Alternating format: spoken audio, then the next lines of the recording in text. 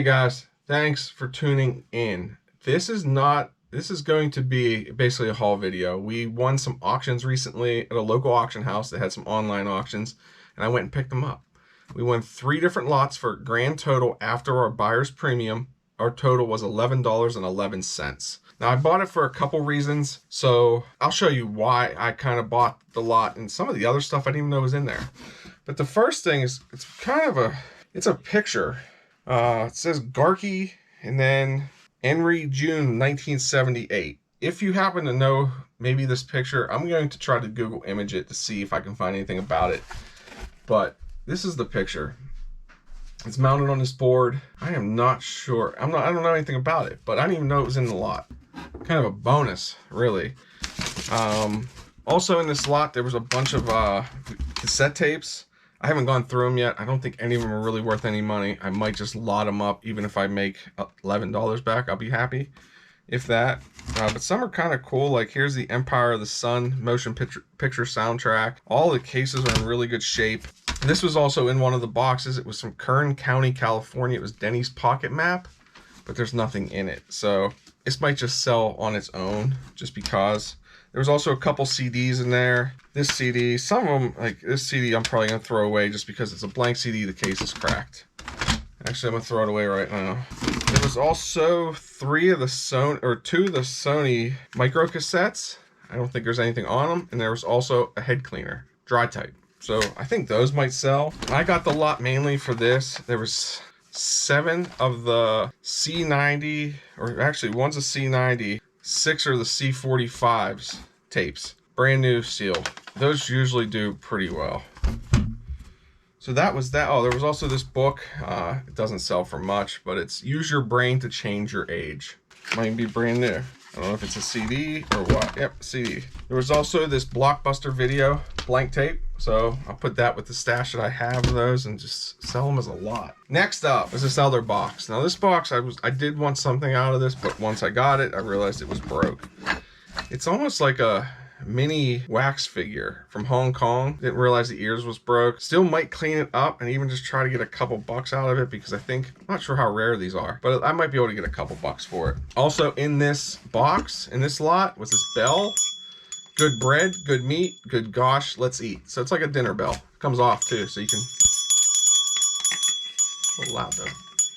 There was also this old Baby Piggy book. I actually thought about throwing it in the washer to see maybe we'll clean it up. There was this Niagara Falls Starbucks Coffee Company mug. And what's funny about this one is it actually has a Goodwill sticker on the bottom for 99 cents. But usually Starbucks mugs do well. Merry Christmas 1991, a little ceramic. Some of this stuff will probably be thrown away.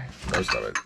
A little tea set, a little tea from Ensico, Baden, Korea from 1983. Jurassic World watercolor tablets. An owl with red eyes. That might just go up on the shelf. Here's a bear, handcrafted from Pennsylvania coal. That's actually kind of cool. Maybe get a couple bucks for that. Here is a Niagara Falls hat. Niagara Falls, Canada. I don't even think it's ever been worn. Nice pink hat. Might get a couple bucks for that. There was also some family pictures in there, like this one. I'm not going to show it on camera just because. And last but not least, why I really bought the lot. First off, this box is really cool. They call it a banded box, a banded wooden box. It's actually in really good shape. So we're trying to figure out how we can use that in our house. But it has a bunch of old letters that were handwritten, mostly all handwritten because they were from the 40s and 50s. Super, super rare letters.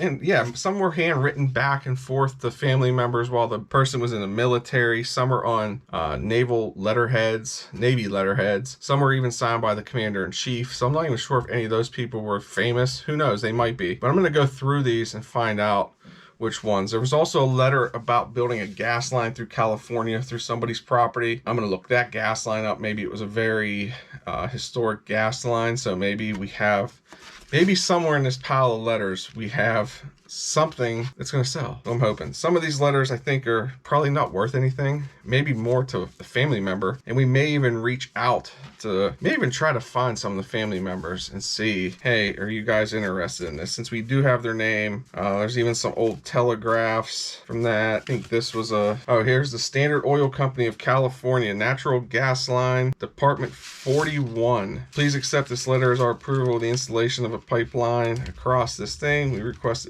as requested in your letter of November 15th, 1946, encloses the copy of our letter to the landowner advising them of our approval of the installation. So they sent it to the person who owns the property.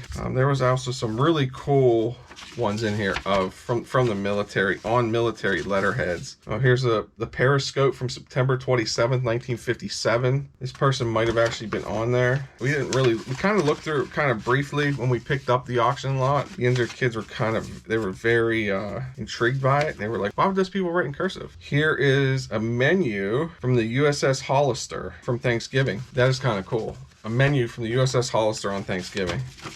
I'll show you guys that. And somebody might really be interested in this stuff. All these letters, which I just realized this, all these letters were from the commanding officer of the USS Hollister, Commander J.H. Bow. I think that's how you say his name. So all these letters are from the commanding officer of that ship. Really cool items. Definitely gonna take a little bit of time to go through just because there's a lot in here. Like I said, some handwritten notes. This was written on a Friday night, May 20th, 1955 to his wife and kids. So just some really cool artifacts from the 40s and 50s. But we'll go through it, and if anything comes out of it, we'll definitely let you know. But thank you guys. That was our auction haul. Thanks again for tuning in. Remember, hit that like, share, and subscribe button down below. And remember, stay safe, stay healthy, and keep picking. Bye.